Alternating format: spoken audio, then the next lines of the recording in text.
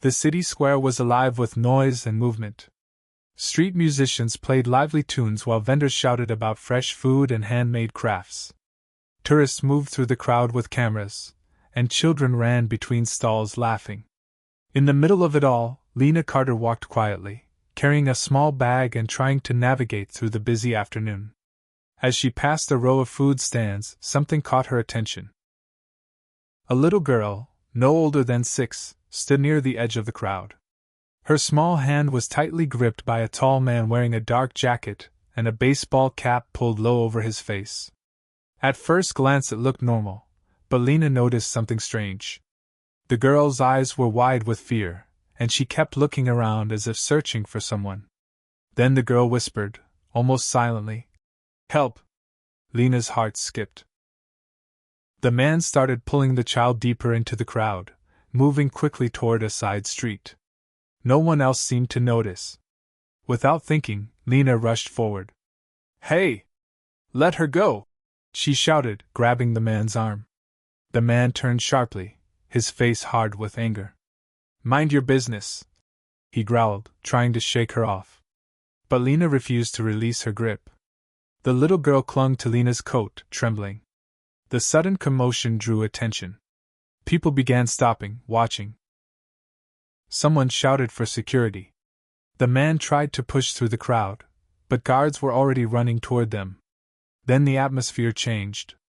Black luxury cars pulled up along the street, doors opening in perfect unison. From the center car stepped a tall, intimidating man whose presence instantly silenced the crowd. The little girl's face lit up. "Papa!" she cried, running toward him. The crowd slowly parted as the tall man stepped forward, his dark coat moving slightly in the evening breeze. His presence alone seemed to command silence. The guards around him moved quickly, securing the area and grabbing the man who had tried to take the child. Lena stood frozen, still trying to understand what had just happened. The little girl ran straight into the man's arms.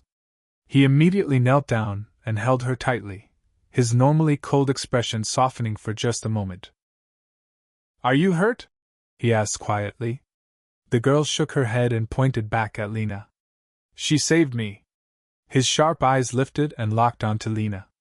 For a brief second, the noise of the city seemed to disappear. Lena suddenly felt every pair of eyes around them watching. One of the guards stepped closer to Adrian. "Boss, the man is one of Kane's people." Adrian gave a small nod, but his attention never left Lena. He walked toward her slowly. Each step felt heavy, controlled, powerful.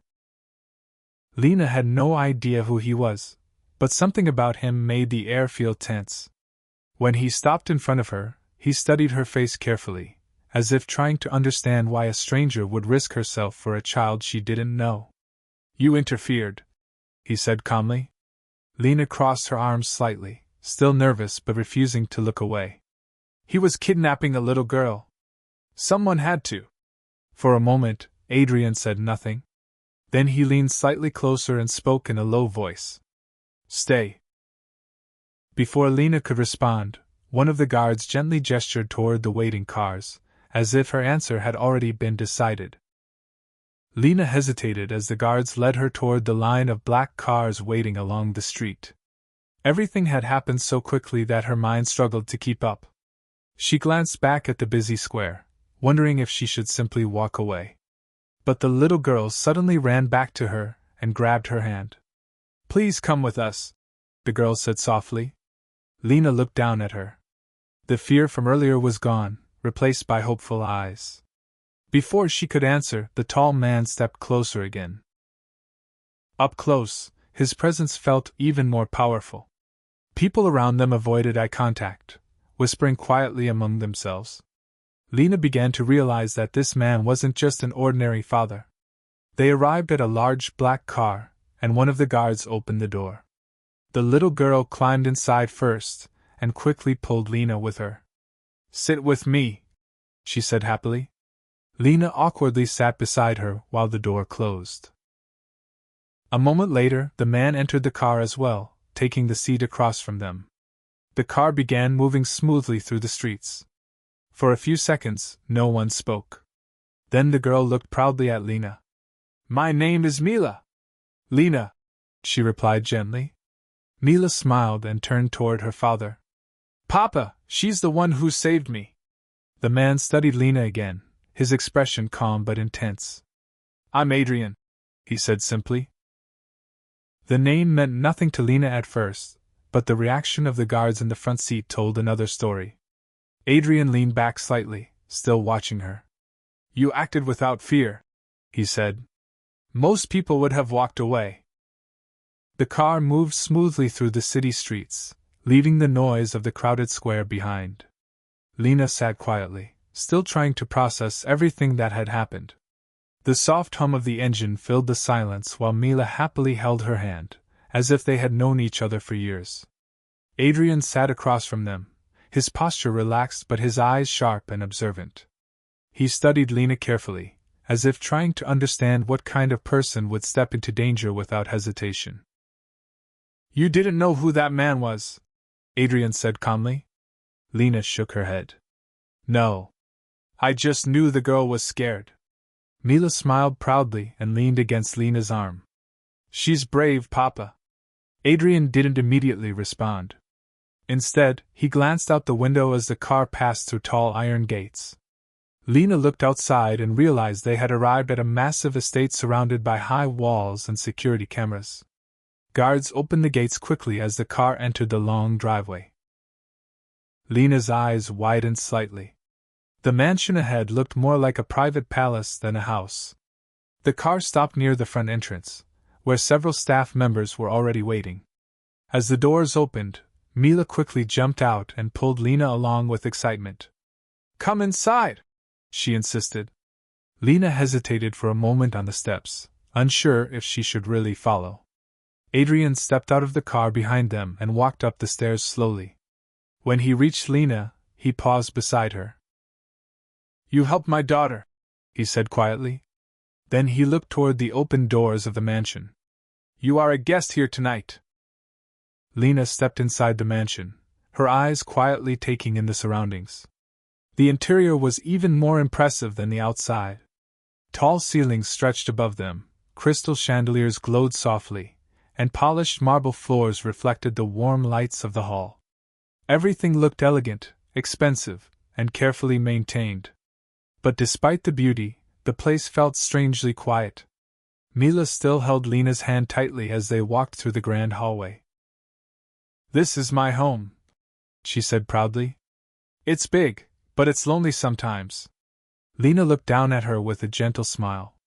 I can imagine. Several staff members moved respectfully through the halls, greeting Adrian with quick nods as he passed. Everyone seemed careful around him, as if they understood the power he carried without him needing to say a word. They entered a large living room where a fireplace burned quietly against the far wall. Mila climbed onto a couch and pulled Lena to sit beside her. You're not leaving tonight, right? Mila asked hopefully. Lena hesitated, glancing toward Adrian who stood near the window, speaking quietly to one of his guards. I don't know, she admitted softly. Mila's face fell slightly. At that moment Adrian finished his conversation and turned back toward them. His expression was calm but thoughtful. My daughter doesn't trust people easily, he said. But she trusts you. He walked closer and stood across from Lena. You may stay here tonight, he continued. Consider it both protection and gratitude. Lena wasn't sure what surprised her more, the offer itself, or the fact that she was actually considering accepting it.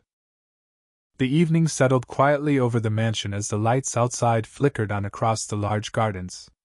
Lena sat in the living room with Mila, listening as the little girl talked excitedly about her favorite books, her drawings, and the few friends she had at school. It was clear that Mila enjoyed having someone new to talk to. From across the room, Adrian watched them silently. He stood near the window with a glass of water in his hand, his expression calm but thoughtful. Seeing Mila laugh so easily was rare. Most days the house was quiet, filled with guards and staff but very little warmth. Tonight felt different. Lena didn't act nervous around Mila, and she didn't try to impress anyone. She simply spoke to the girl with kindness and patience, listening carefully to every story she told. After a while, Mila yawned and rubbed her eyes. Lena noticed immediately. "Someone's getting sleepy."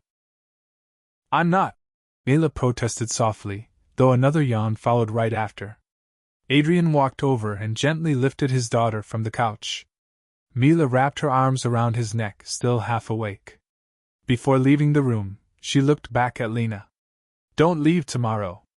Lena smiled gently. "We'll see." Adrian carried Mila toward the stairs, but he paused for a moment before disappearing down the hallway. He turned slightly toward Lena. For a brief second, the powerful Mafia boss looked less like a feared leader and more like a tired father. "She hasn't smiled like that in a long time," he said quietly. Then he added, in the same calm voice he used earlier in the square, "You're welcome to stay."